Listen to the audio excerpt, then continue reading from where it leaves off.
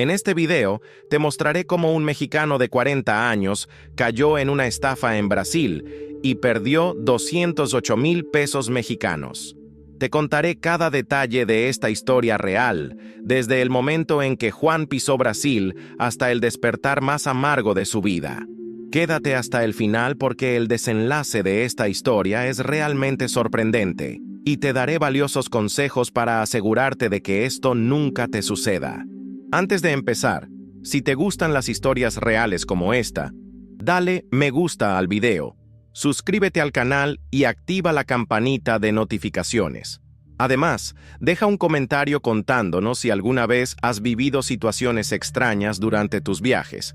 Y por favor, no abandones el video ahora, porque el final de esta historia es realmente impactante. Desde niño había oído historias sobre las playas paradisíacas, el carnaval, la alegría de los brasileños y ese estilo de vida único y característico de Brasil. A los 40, tras trabajar duro como ingeniero en una empresa tecnológica de Ciudad de México, por fin logró ahorrar lo suficiente para cumplir el sueño de su vida: visitar Brasil. Juan estudió portugués durante meses, investigó la cultura brasileña y las mejores atracciones turísticas, e incluso aprendió algunos pasos de samba viendo videos. Estaba decidido a vivir una experiencia auténtica, lejos de las rutas turísticas convencionales. Quería conocer el verdadero Brasil, hablar con brasileños, probar la gastronomía local y socializar con la gente local. El vuelo de Ciudad de México a Río de Janeiro duró casi 12 horas, pero Juan estaba tan ansioso que apenas durmió durante el trayecto. No dejaba de imaginar cómo sería pisar la arena de Copacabana, ver el Cristo Redentor de cerca y sentir esa energía única que siempre había oído sobre Río de Janeiro. En el avión, charló con otros pasajeros, practicó su portugués e incluso intercambió información de contacto con algunos brasileños que regresaban de sus viajes. Cuando el avión aterrizó en el Aeropuerto Internacional Tom Jobim, Juan sintió una emoción indescriptible. Era principios de marzo. El verano estaba terminando, pero el calor seguía siendo intenso. Al salir del aeropuerto, se vio envuelto de inmediato por el clima tropical húmedo, el bullicio y el sonido de coches y autobuses. Todo era exactamente como lo había imaginado, pero completamente diferente a todo lo que había experimentado. Juan había reservado un hotel en Copacabana, muy cerca de la playa. No era lujoso, pero sí limpio, seguro y con una ubicación privilegiada. Quería estar cerca de todo, poder ir caminando a la playa, explorar los bares y restaurantes locales y sentir el pulso de la ciudad. La habitación tenía vista parcial al mar, y Juan pasó los primeros minutos simplemente contemplando esa vasta extensión azul que se extendía hasta el horizonte. Durante los primeros 3 días, Juan vivió exactamente lo que siempre había soñado. Se levantaba temprano, tomaba un desayuno típico brasileño en el hotel, con pan francés, queso, jamón y ese café fuerte que tanto le gustaba. Luego, se dirigía a la playa de Copacabana y pasaba horas caminando por la arena, observando a los vendedores ambulantes, surfistas y familias disfrutando del día soleado. Tomó el tren hasta el Cristo Redentor y se emocionó al ver de cerca esa majestuosa estatua. La vista desde arriba era simplemente espectacular. Podía ver toda la ciudad, las playas, la laguna Rodrigo de Freitas y el Pan de Azúcar a lo lejos. Juan tomó docenas de fotos y se las envió a familiares y amigos en México, quienes comentaron lo feliz y realizado que se veía. La subida fue emocionante, y desde la cima tuvo una perspectiva completamente diferente de la ciudad. Pudo ver Copacabana desde un ángulo único, las verdes montañas que rodean Río y ese increíble contraste entre el entorno urbano y natural que hace de esta ciudad algo tan especial. Se dedicó a probar la gastronomía local, probando el azaí, los pasteles en la playa, los sándwiches de mortadela y enamorándose de la caipiriña. Dondequiera que iba, intentaba hablar portugués con la gente y se alegraba cuando podía comunicarse y ser comprendido. La gente era amable y servicial, y cada vez se sentía más seguro explorando la ciudad. La temperatura era agradable. Corría una suave brisa marina y la playa de Copacabana estaba animada. Las familias paseaban por la acera. Los jóvenes jugaban al fútbol en la arena, incluso en la oscuridad, y los bares y restaurantes rebosaban de vida. Juan se sentía como en casa, como si por fin hubiera encontrado el lugar donde siempre había querido estar. Su portugués mejoraba cada día y podía mantener conversaciones básicas sobre turismo, trabajo y cultura. La gente parecía realmente interesada en aprender sobre México y a él le encantaba compartir su vida en Ciudad de México. Pidió una caipiriña y observó la acción, fascinado por la energía contagiosa que solo se encuentra en Brasil. Ana fue la primera en iniciar la conversación. Le preguntó a Juan si era turista, de dónde era y cuánto tiempo llevaba en Río. Al saber que era mexicano, mostró gran interés, diciendo que le encantaba la cultura mexicana y que siempre había soñado con visitar México. Carol continuó la conversación, haciéndole preguntas sobre Ciudad de México, su trabajo y qué pensaba de Brasil. Eran guapas, inteligentes, hablaban inglés con fluidez, parecían estar muy familiarizadas con la cultura y mostraron un interés genuino por él. Y lo más importante, parecían muy conocedoras de Río de Janeiro y se ofrecieron a mostrarle lugares que los turistas no suelen visitar. Carol dijo que estudiaba idiomas y le encantaba conocer gente de otros países. Hacían que Juan se sintiera especial, como si fuera la persona más interesante que jamás habían conocido. Se sintió completamente a gusto, como si conociera a estas mujeres desde hacía años. Dijo que conocía un bar increíble, frecuentado por artistas y músicos locales, donde tocaban la mejor samba de la ciudad. El lugar estaba en un barrio cercano, era seguro, y sería una oportunidad única para que Juan experimentara el auténtico Río de Janeiro, lejos de las rutas turísticas. Pero Ana y Carol parecían tan sinceras, tan amables, que decidió confiar en ellas. Además, ambas eran mujeres, lo que le daba más seguridad. Pensó que sería una oportunidad única para vivir una experiencia auténtica en Río de Janeiro. Juan se sintió privilegiado de estar allí, como si hubiera descubierto un secreto que pocos turistas conocen. Ana y Carol pidieron lo mismo, y los tres brindaron por su nueva amistad y la increíble noche que estaban pasando.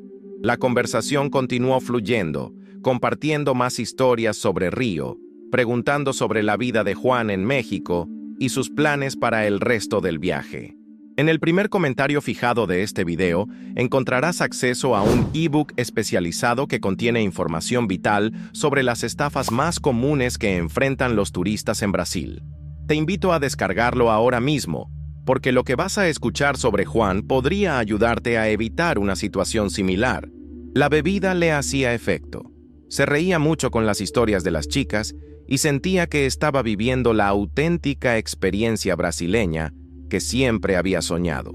Ana y Carol parecían cada vez más interesadas en él, preguntándole sobre su vida personal, sus relaciones y sus planes de futuro. Las chicas fueron amables y comprensivas y le dijeron que Brasil era el lugar perfecto para sanar su corazón y encontrar nuevas energías. Carol incluso le sugirió que considerara quedarse más tiempo en Río, ya que había muchas oportunidades para los mexicanos que quisieran trabajar o invertir en Brasil. Pero había algo diferente, una inusual sensación de mareo, una creciente dificultad para concentrarse.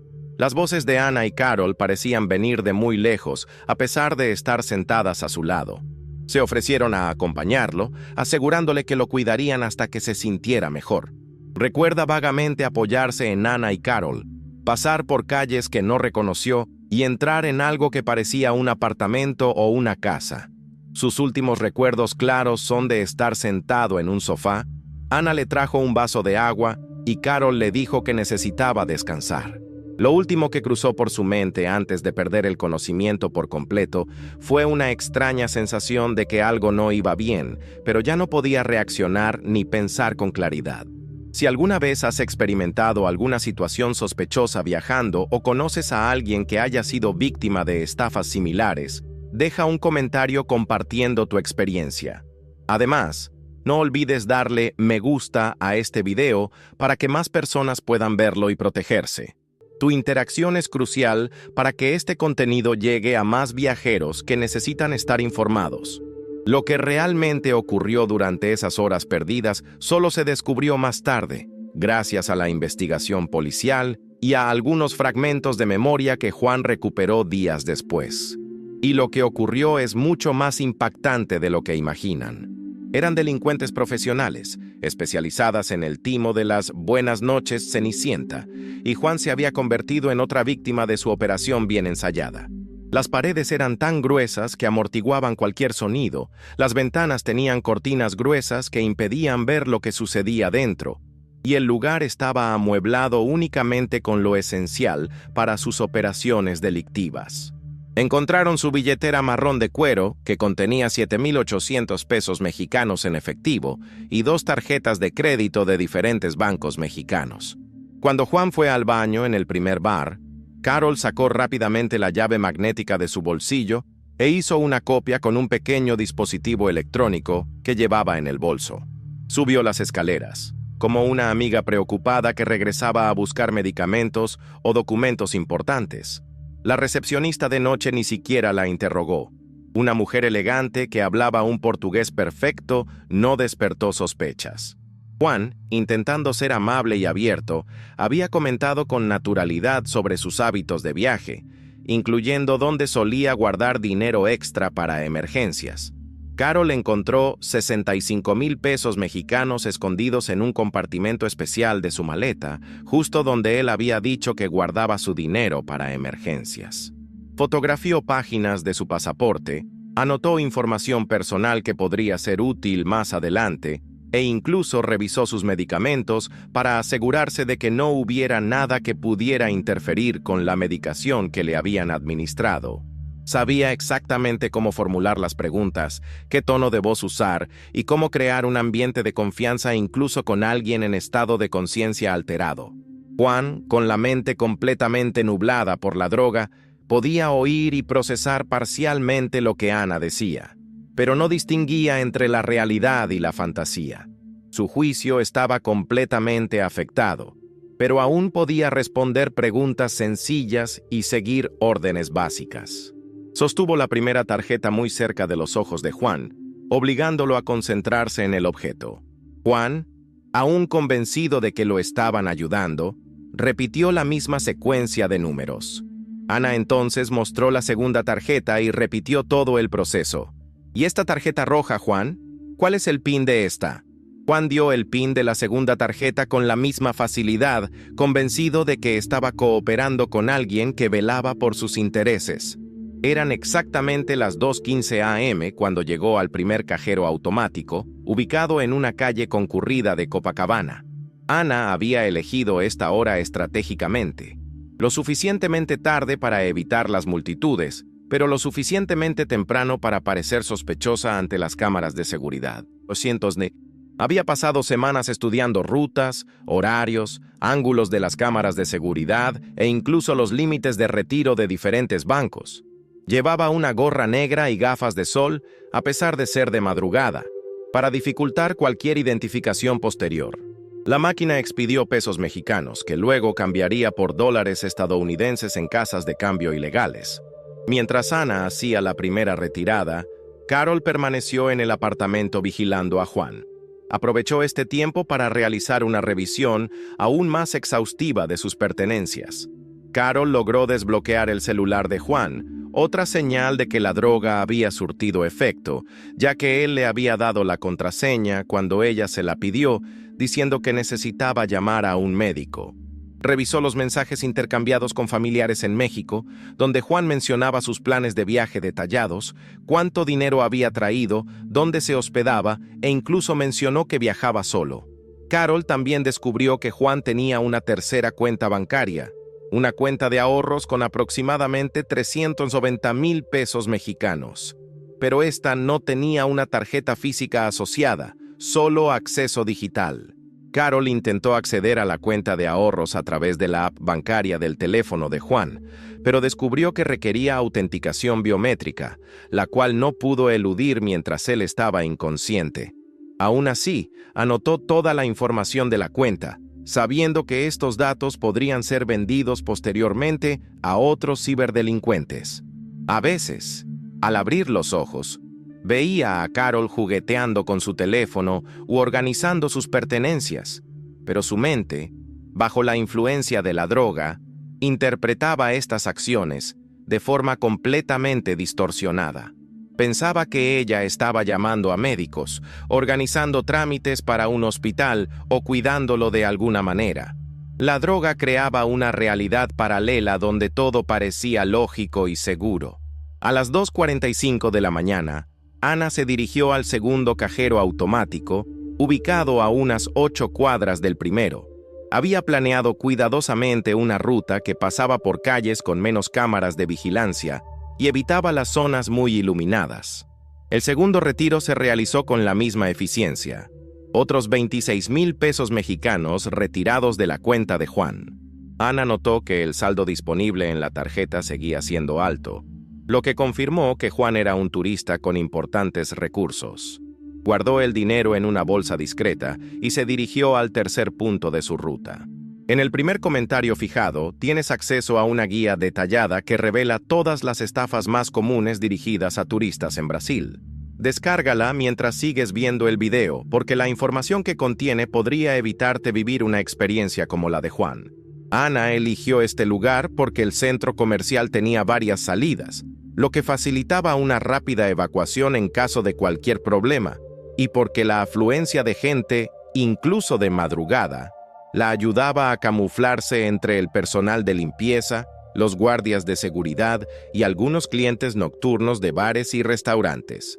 Para entonces, ya había retirado 78,000 pesos mexicanos con la primera tarjeta y aún tenía acceso a la segunda, vinculada a una cuenta en otro banco mexicano. Para su sorpresa y alegría, la segunda tarjeta fue aceptada con normalidad y pudo retirar otros 52,000 pesos mexicanos en 2 transacciones separadas. Sumando los 65,000 pesos mexicanos en efectivo que Carol había sacado de su maleta y los 7,800 pesos mexicanos de su billetera, el total robado ascendía a exactamente 202,800 pesos mexicanos, aproximadamente $8,000. Juan seguía durmiendo profundamente, pero sus constantes vitales parecían estables y sabían que el efecto de la droga comenzaría a desaparecer en unas horas. Sabían que debían transportar a un hombre semiconsciente por las calles de Río de Janeiro a primera hora de la mañana, de una forma que pareciera completamente normal a cualquier observador. Conducía un coche estándar sin características distintivas y tenía documentación falsa por si alguna autoridad lo interrogaba. Ayudó a Ana y Carol a vestir a Juan con su ropa original y a colocarlo en el asiento trasero del coche. Para cualquier observador externo, la escena simplemente parecía la de un grupo de amigos ayudando a alguien que había bebido demasiado en una fiesta. Luis incluso había preparado algunas botellas de cerveza vacías en el coche para reforzar esa impresión. Luis condujo con calma, respetando todas las señales de tráfico y los límites de velocidad y evitando cualquier acción que pudiera llamar la atención de la policía. Ana iba en el asiento delantero mientras Carol iba atrás con Juan, fingiendo consolarlo como una amiga preocupada. Carol inmediatamente empezó a hablarle en inglés con un tono tranquilizador. «Tranquilo, Juan, te llevamos de vuelta al hotel. Te sentiste mal en la fiesta, pero ya estás bien. Te sentirás mejor después de dormir un poco». El agua contenía una pequeña dosis de sedante, suficiente para mantenerlo tranquilo y somnoliento durante el resto del viaje. Luis y Carol ayudaron a Juan a entrar al vestíbulo del hotel. Podía caminar con ayuda, pero estaba claramente muy débil y confundido. La recepcionista incluso se ofreció a llamar a un médico o una ambulancia, pero Ana rápidamente dijo que no era necesario, que Juan simplemente había bebido demasiado y que lo cuidarían durante la noche. Carol respondió también en inglés, interpretando a la perfección el papel de amiga preocupada. Le dijo que se sentiría mucho mejor al día siguiente y que era normal tener resaca después de probar bebidas brasileñas fuertes por primera vez. Ana le revolvió un poco la ropa. Puso un vaso de agua en la mesita de noche. Dejó unas aspirinas que encontró en su maleta junto a él e incluso entreabrió la ventana para dar la impresión de que alguien había intentado ventilar el malestar. Limpiaron cada superficie que habían tocado. Comprobaron que la maleta estuviera exactamente como la había dejado Juan y que las tarjetas estuvieran en los bolsillos correctos de su cartera. Los tres salieron del hotel a las 5:40 de la mañana.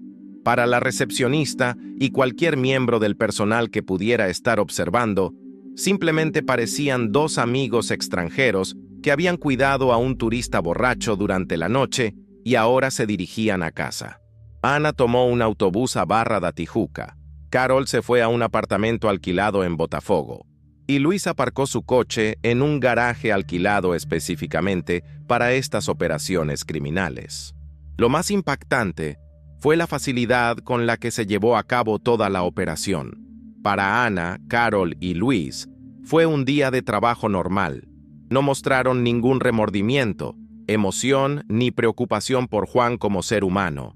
Era simplemente otro turista ingenuo que había caído en su trampa cuidadosamente urdida. Abrió los ojos lentamente, sintiendo un fuerte dolor de cabeza y una sensación de desorientación total como nunca antes había experimentado. Durante unos largos y aterradores segundos, no pudo ubicar su entorno. Todo a su alrededor le parecía familiar, pero a la vez completamente extraño y amenazante. Pensó que tal vez simplemente había bebido demasiado, que Ana y Carol lo habían ayudado a volver al hotel y que todo era solo una resaca terrible. Juan intentó desesperadamente recordar lo sucedido la noche anterior. Podía recordar con claridad su primer encuentro con Ana y Carol, la animada e interesante conversación en el primer bar, la decisión de ir a otro sitio que le habían sugerido. Pero después de eso, sus recuerdos se volvieron cada vez más fragmentados y confusos, hasta desaparecer por completo. Tenía las piernas temblorosas e inestables, sentía náuseas intensas que le llegaban en oleadas y una debilidad general que parecía afectarle todos los músculos del cuerpo. Se tambaleó hasta el baño. Se lavó la cara con agua fría e intentó ordenar sus pensamientos caóticos. Era como si su cuerpo y su mente supieran algo a lo que su memoria consciente no podía acceder. No quedaba nada de efectivo. Eran aproximadamente 7,800 pesos mexicanos en billetes de varias denominaciones, los que siempre llevaba consigo para sus gastos diarios cuando viajaba. La billetera estaba en su sitio. Las tarjetas parecían estar todas allí, pero el efectivo había desaparecido sin dejar rastro. Juan corrió hacia la maleta donde guardaba sus documentos más importantes y el resto de su dinero para el viaje.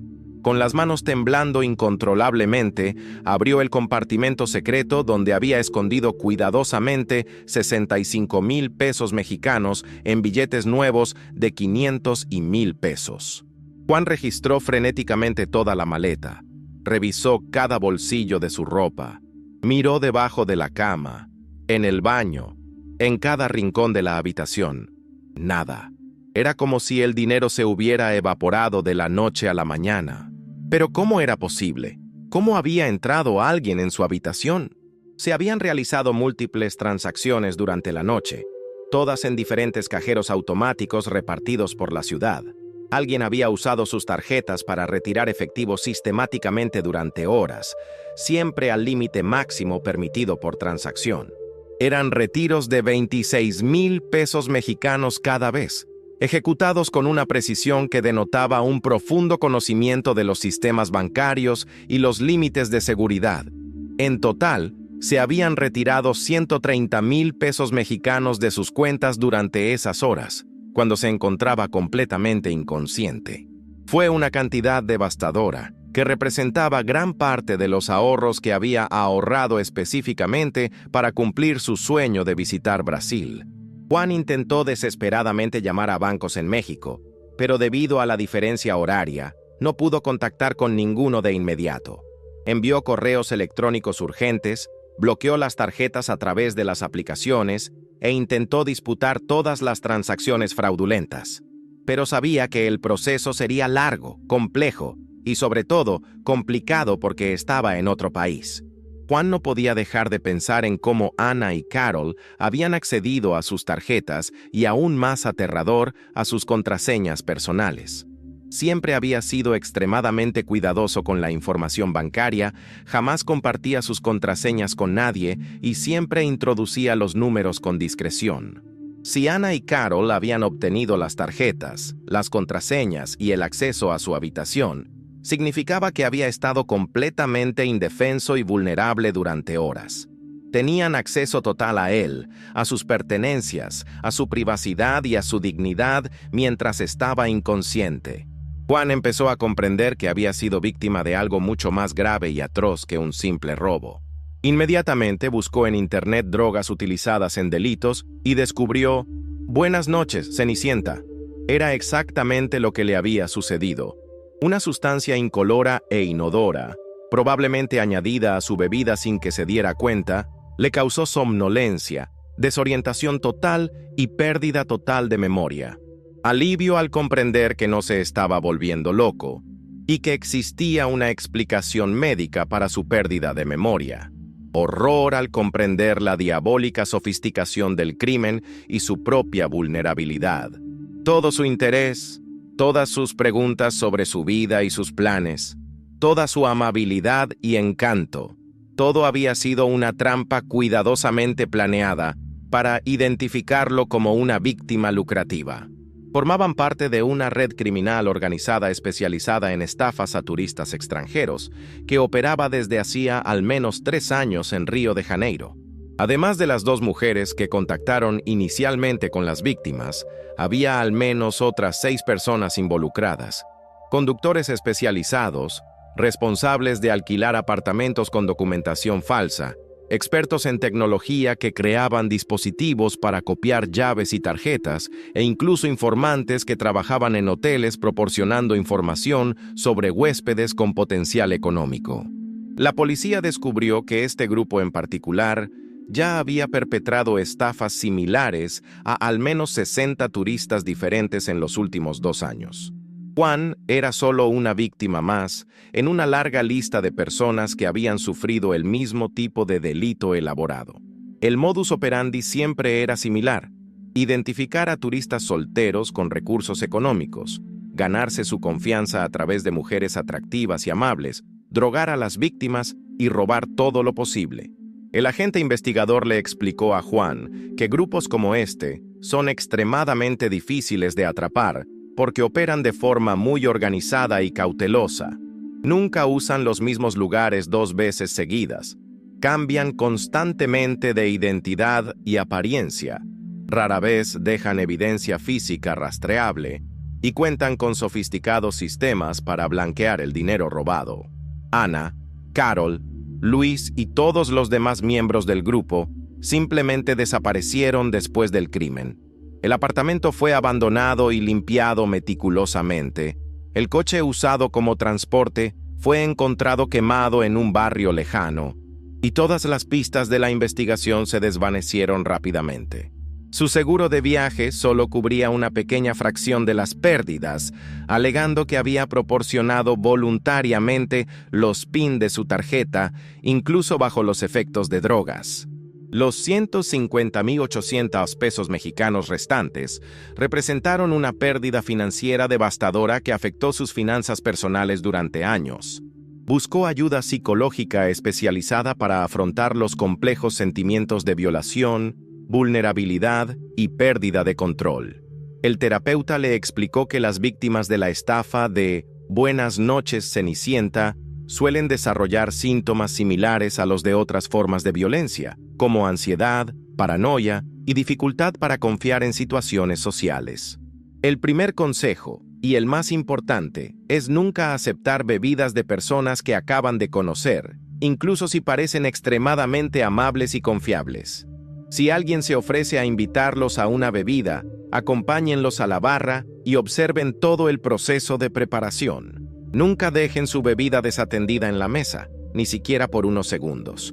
El segundo consejo crucial es guardar siempre sus documentos importantes y grandes cantidades de efectivo en lugares seguros del hotel, preferiblemente en la caja fuerte.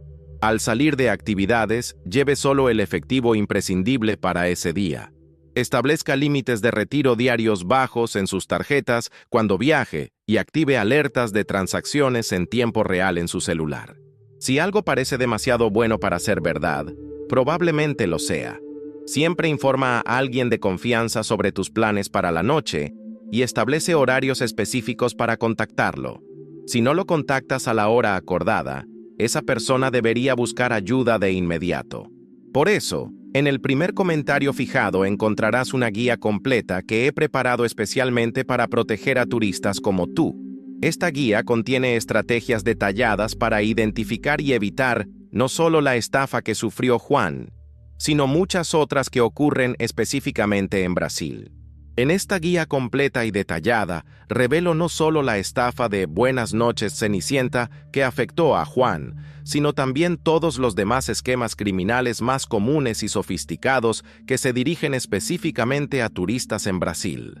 Aprenderás sobre falsos policías que se acercan a los turistas diciendo que revisan sus documentos, elaboradas estafas en playas donde los delincuentes se hacen pasar por vendedores legítimos, estafas de tours turísticos ofrecidas por personas no autorizadas, esquemas organizados en el transporte público, estafas en restaurantes donde empleados deshonestos clonan tarjetas y mucho más.